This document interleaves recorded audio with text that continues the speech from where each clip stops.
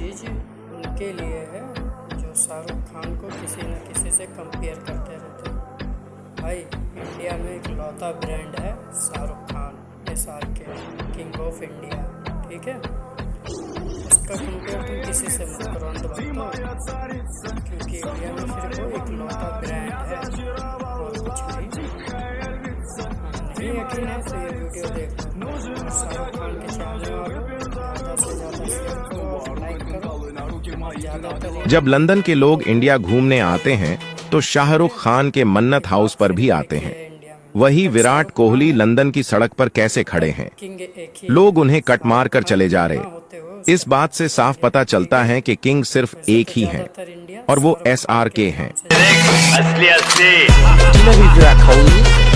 Hey mate, do you know who Virat Kohli is?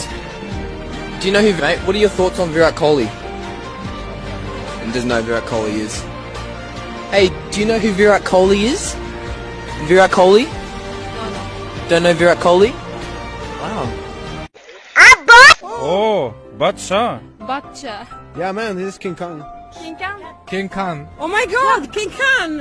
Oh my god, I know this man. It's a Shahrukh Khan, isn't it? Yes, Shahrukh Khan. Shahrukh Khan. Shahrukh Khan. Shahrukh Khan. Yeah, Shahrukh Khan. Shahrukh Khan. Shahrukh Khan.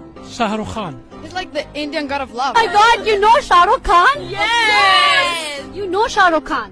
Sissy, my man! A man! He's your man. I love him. Shahrukh Khan?